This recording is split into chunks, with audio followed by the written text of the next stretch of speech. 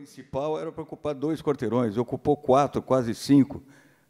Atrapalhamos o trânsito lá de Moema. Tenho o maior orgulho de termos atrapalhado o trânsito, porque foi sensacional. Mas nos fez pensar que não dava para continuar na rua, apesar de a gente adorar fazer na rua. E essa coisa da rua tem muito a ver com o tema daqui, porque isso mexe com a cidade. Lógico, no Parque do Ibirapuera mexe com a cidade, no Garota de Ipanema, que passou lá no Rio de Janeiro, mexe com os surfistas, passou lá, ficou, né, vendo o show, largou a prancha, foi ver o show. Enfim, tem uma interação com a cidade, né? Isso a gente sentiu. Temos esse festival há 13 anos, e, por causa dele, eu estou sendo rápido, né? Por causa dele, nós fomos convidados pela cidade de Paraty, que tinham e tem um grande evento importantíssimo, que é a Flip, mas não tinham um evento musical. Eles queriam, traz esse evento para cá. Aí nós dissemos, não, vamos trazer um evento diferente, como alguns dos festivais, mais importantes festivais de jazz do mundo, em que tem uma diversidade de bandas, de música, porque esse Bourbon Street Fest trazemos só artistas ligados ao Festival de New Orleans ou de New Orleans. E os vários estilos, né? Zydeco, jazz, soul, R&B. E Paraty, então, nos convidou, nós montamos um outro estilo de festival. É uma longa história, porque, no fim, depois de nos convidarem, não tinha a verba para fazer o festival, já tínhamos contratado os artistas e nós bancamos o festival. Essa é a realidade, a primeira edição. Estamos com 8 edições do Festival de Paraty. É um sucesso, 97% de... Passa...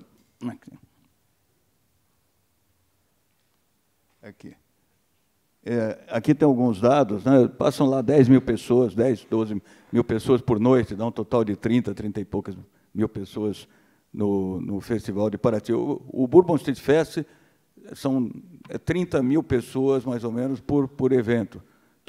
Quando fazemos todas as cidades, isso dá 100, 120, 150 mil pessoas todos juntos. De graça, sempre nas praças. Aliás, isso sempre foi uma outra questão para um outro dia, mas né, essa influência de fazer o de graça sempre é altamente motivadora e mexe com a cidade. Então, vou passar o outro vídeo do Paraty.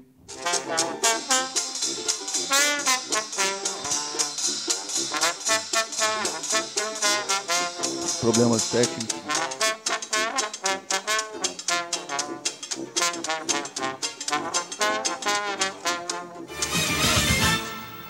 Um festival de jazz está reunindo artistas brasileiros e estrangeiros numa das mais belas cidades do nosso litoral, Paraty. Durante todo o fim de semana, a cidade vai estar dedicada à música. Segundo Festival de Jazz de Paraty. É o Festival de Jazz de Paraty. Super Festival de Jazz acontecendo.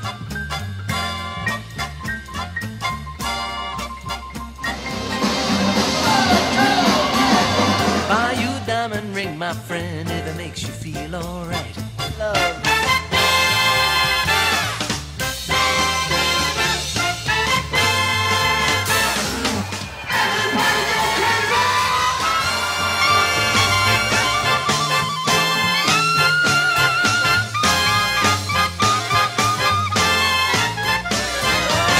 Jojo and Loretta, you just better get back.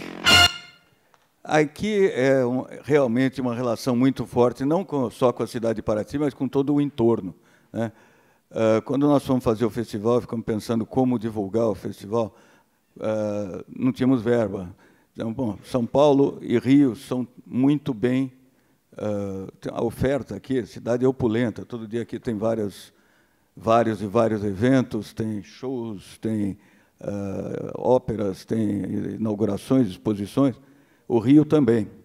E aí entra no Vale do Paraíba. O Vale do Paraíba, até citando o que foi aqui mencionado, ele tem o desejo de ter coisas melhores, cultura, e nem sempre ele tem essa oferta gigantesca que tem na cidade de São Paulo. Lá eles dizem, não, estamos a 1 hora de qualquer lugar, né? E eles estão a 2 horas, 3 de Paraty, por exemplo, enquanto São Paulo está a 4, 5 horas de Paraty, e o Rio também. Então, lógico, nós recebemos um monte de gente de São Paulo, do Rio, mas nós fizemos uma ação voltada ao Vale do Paraíba, de modo que eles tivessem esse interesse. E o resultado foi espetacular, além de, lógico, de São Paulo e Rio, que nos conhecem, o Vale compareceu em peso desde o primeiro festival, e hoje é um festival, talvez, que tenha a maior ocupação hoteleira da cidade de Paraty, são 97% de ocupação, lota a cidade. Esse ano crescemos para 3 palcos, mas tudo também é grátis, depende daquele famoso patrocínio. Bom, isso o que nós fizemos a mais para a cidade. Nós fizemos um workshop de formação profissional, como parte no último festival, buscando melhorar a mão de obra, carregadores, roads, enfim, pessoal que trabalha. Então, a gente fez um workshop lá para 20, 30 pessoas, e a nossa surpresa foi que compareceram 130 pessoas, 140 pessoas, não só os roads e carregadores, mas todo o pessoal envolvido em produção, e isso foi e da região, principalmente. Isso foi um impacto muito bom, porque ali gerou-se um network, como aqui temos um network, e gente ligada à produção. Então, ali já saíram algumas, eu quero fazer isso, mas você faz, enfim. Isso foi uma contribuição importante para a cidade. Eu vou parar de falar, porque já falei demais. Passar aqui a palavra para o Herbert Lucas. O Herbert é diretor artístico do Bourbon Street, meu parceiro nos festivais, e tem outras histórias para contar. Bom, obviamente, nosso grande objetivo de fazer música de graça nas cidades, além do Paraty e do nosso Bourbon Fest, que foi para várias cidades, a gente invadiu temporariamente Mangaratiba, no litoral fluminense, e nós temos ainda, esse ano vai voltar o festival em Campos do Jordão e no Guarujá, que é o Guaru Jazz and Blues, os dois prometeram voltar. A relação com as cidades é muito importante, com a parte, inclusive, com a administração da cidade, com as prefeituras. Eles têm que, na pior das hipóteses, nos apoiar, né? Porque sem eles a gente não consegue fazer nada. E, como o Radesca falou, música de graça na praça, sempre. Só citando mais algumas coisas que a gente faz. Normalmente, a gente faz os famosos workshops em comunidades, a gente visita, já visitamos os Meninos do Morumbi, o Instituto Bacarelli, todas as coisas ligadas à música, associações, instituições, também fazem parte do nosso invadir a cidade. A gente envolve a cidade como um todo, não só num palco, mas a gente coloca pontos de buskers, são os músicos de rua, em esquinas estratégicas. Enfim, a pessoa chega e já sente música de manhã, às 11 da manhã.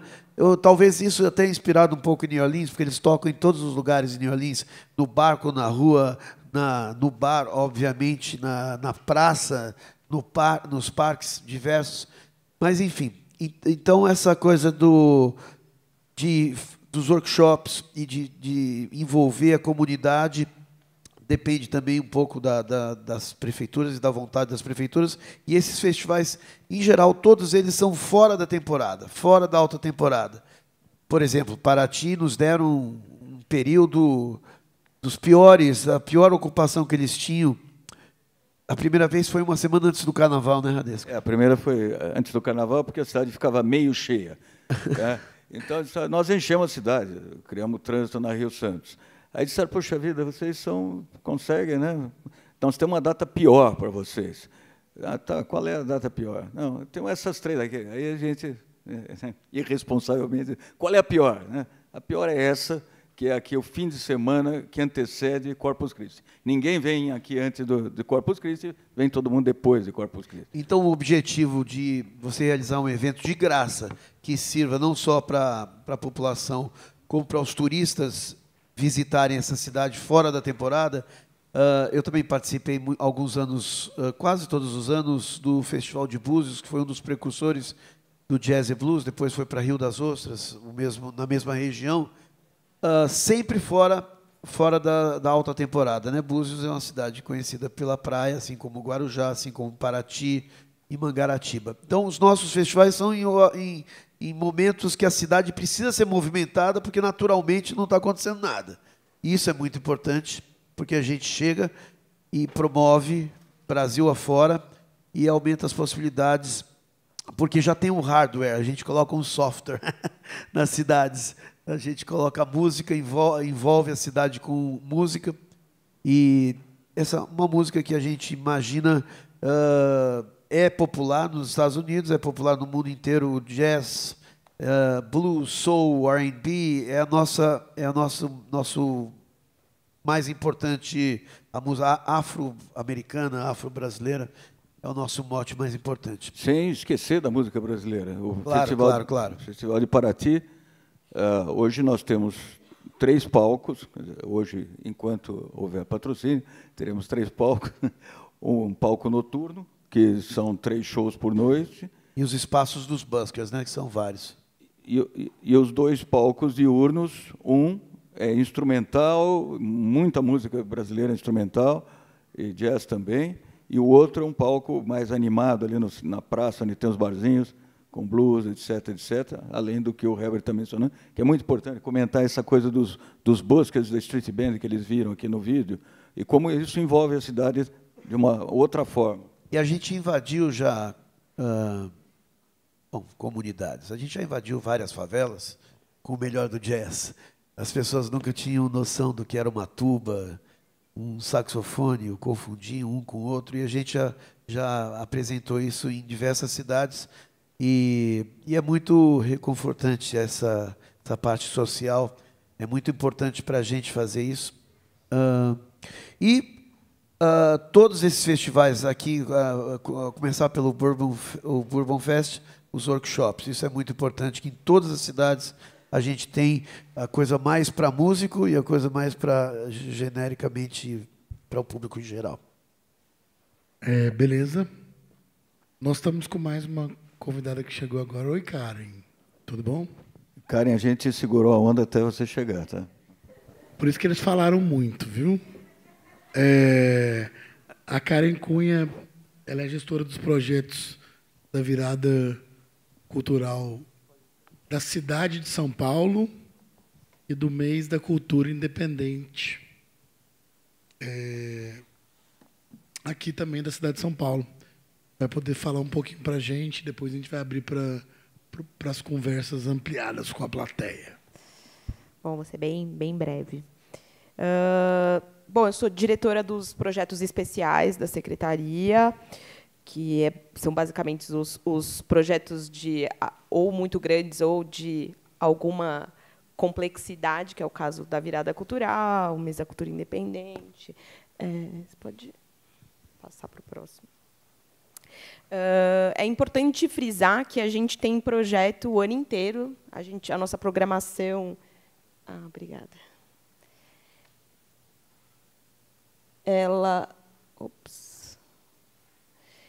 Ela é bem descentralizada e a gente tem evento e programação o ano inteiro. A gente tem a virada, tem o carnaval de rua que está crescendo bastante na cidade, o aniversário de São Paulo, a Jornada do Patrimônio.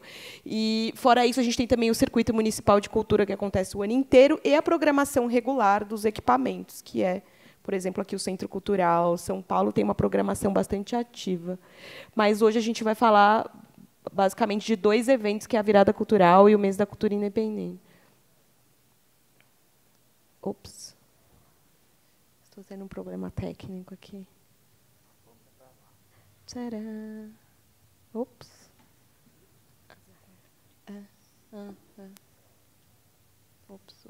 Valeu. Bom, o Mês da Cultura Independente ele é como se fosse um hub de vários festivais, porque ele dura 30 dias. A gente, obviamente, aqui tem sérios problemas com prazo, né, tempo, porque um tem 24 horas, o outro dura 30 dias. Né? E, dentro desse mês inteiro, a gente tem uma série de coisas. Então, ele dura 30 dias. Durante esses 10 anos, que foi o período que a gente desde quando a gente faz o MCI. A gente já passou por mais ou menos 500 lugares, então é um festival que acontece tanto dentro de teatro quanto em espaços pouco convencionais. A gente fez mais de 6.000 programações ao longo desse período. E é um festival que traz festa, exposição. As apresentações são sempre em espaços pouco convencionais. Então, mesmo quando é dentro de um teatro, a gente tenta fazer um cenário diferente. Oficina, tour pela cidade, intervenção, e sempre na cidade inteira. Um dos projetos é o SP na Rua, que é um encontro de coletivos que ocupam a cidade, que a gente faz uma festa que dura a madrugada inteira, começa ali 8h, vai até às 6h. E é um encontro bastante interessante, porque vai desde os coletivos que fazem festa mesmo na rua, até os artistas de rua, gente que trabalha com artes visuais. Trouxe aqui um mapinha, um pouco para dá para entender como é que funciona. Então, cada rua ali do centro antigo é uma festa diferente. Então, é como se fosse uma mini virada. Eu trouxe um vídeo, mas acho que, de repente, é melhor a gente passar no final, que eu acho que o vídeo dá para ter uma dimensão melhor. Aqui é uma das festas, acho que foi a primeira edição, que é a Voodoo Hop aqui. Ao longo desses 10 anos, a gente fez uma série de shows internacionais, o Lee Ranaldo, o Shankut. Então, a gente tenta aí trazer coisas do mundo inteiro mesmo, e sempre nessa linha dos artistas independentes. Aí algumas fotos. Tem um programa que é bem polêmico, que é o Cinetério. A gente faz algumas sessões de cinema dentro do cemitério.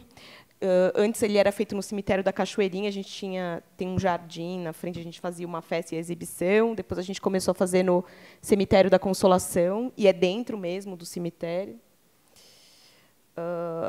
Esse é um cinema chamado Cine Arte Palácio, que foi adquirido pela secretaria há pouco tempo, então ele ainda não está próprio para o uso, mas a gente fez uma estrutura paralela para fazer um show da Lídia Lante lá dentro.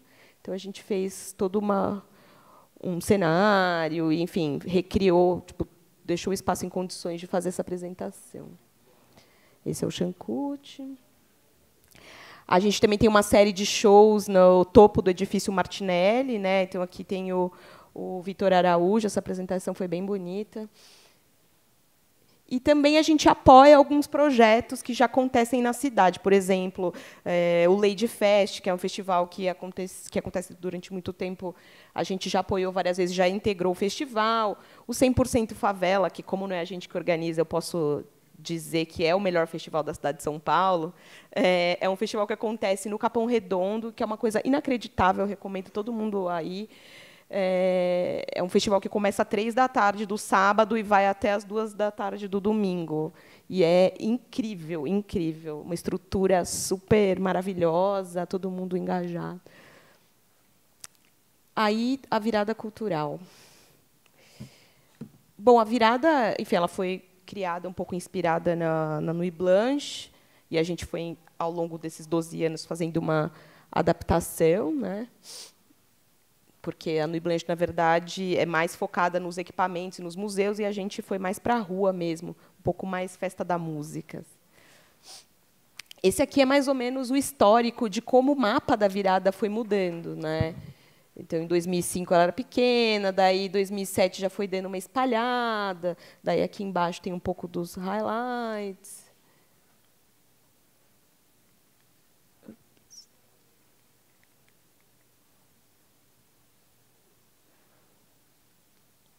Aqui em 2008. Em 2009, a gente teve o Ano da França no Brasil. Aí você vê que em 2012 ela já pegou toda a região ali da Luz, foi crescendo. E, em 2015, a gente tem aí alguns destaques. Teve um show do Caetano, um pouco histórico, que tinha mais de 100 e poucas mil pessoas. E essa foi a última edição, 2016, que a gente fez uma parceria com a Austrália, então a gente teve aí o Festival Australianal. Isso que está atrás é uma intervenção muito interessante chamada Pyrophone, é bem legal. A gente teve também um palco dedicado às mulheres, um palco de musicais. E, nesse ano, eu vou mostrar aqui um pouco o mapa, tiveram duas duas mudanças significativas, né? A primeira é que, em vez de 24 horas, como a gente não se contentava só com 24 horas, a gente resolveu seguir em 36 horas, que não foram, na verdade, ininterruptas, porque a gente fez como se fosse um lançamento da virada, aberto também ao público, que era um happy hour. A gente detectou que, na sexta-feira, muita gente saía do trabalho, ficava ali pelos bares e tinha uma vida muito interessante o centro.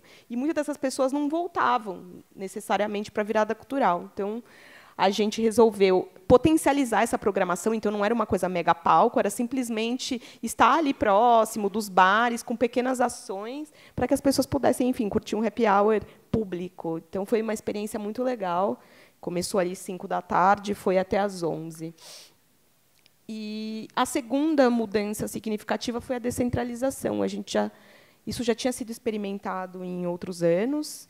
Depois, avaliou-se que era muito importante ter esse contato das pessoas no centro, então era muito importante que isso tivesse um lugar só para as pessoas da cidade inteira poderem se encontrar.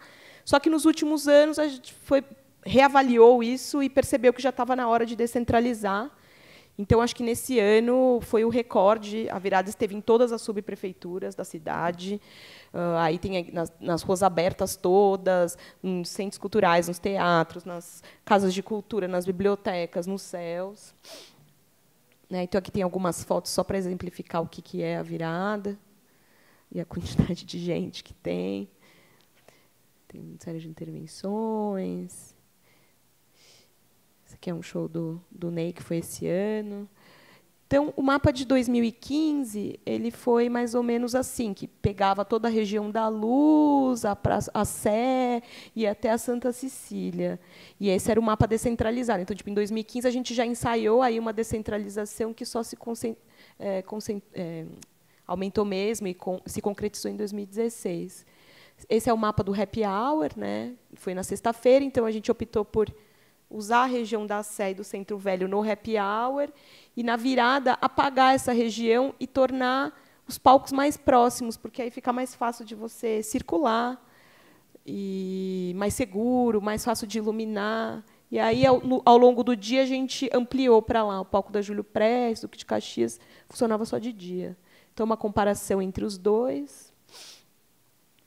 Aqui, fica claro que a virada esteve na cidade inteira, né? Aí um pouco do detalhamento nas bibliotecas, nas casas. Desde 2013, uma coisa que a gente recebia uma série de reclamações, poxa, como que as coisas são escolhidas? É sempre a mesma pessoa que escolhe? Quem que decide quem vai tocar ou quem não vai tocar na virada? Então, desde 2013, a gente criou uma comissão curadora colegiada, que é composta desde as pessoas da secretaria e também por outras pessoas, enfim, da sociedade civil, artistas, produtores, curadores, né? Então, a gente foi, na verdade, crescendo o número de curadores aí ao longo dos tempos, e cada ano a gente convida um grupo novo para escolher esses projetos. Para vocês terem uma ideia, em 2016 a gente recebeu 16 mil projetos para a virada cultural. E, assim, é uma coisa bastante angustiante, você vê muita coisa legal e não conseguir contemplar tudo. Bom, é isso. Basicamente, tem um videozinho do SP na Rua. É bem curtinho, tem 2 minutinhos. Vai ter um shuttle direto para Interlagos esse próximo ano? Bom, sobre isso eu já não posso comentar.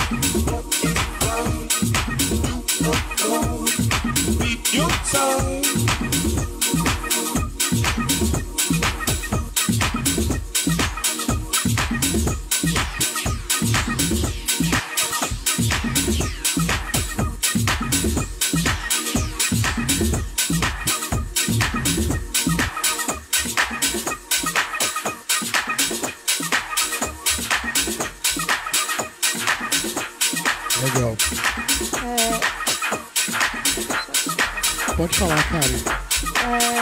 Só queria frisar, na verdade, que os nossos eventos eles foram pensados, tanto o NCI quanto a Virada, eles não são eventos na rua, eles são eventos de rua, foram eventos pensados mesmo para ser na rua, então um pouco tem uma lógica um pouco diferente de um evento que ele é interno e que você tem um controle do que está acontecendo, né? Então, o SP na Rua, por exemplo, os moradores de rua participam muito, então se divertem, são eventos pensados na lógica da rua, de quem está passando poder entrar, eles são todos abertos, sem gradeamento, então um pouco a lógica do nosso pensamento na hora de conceber até a programação é um pouco essa.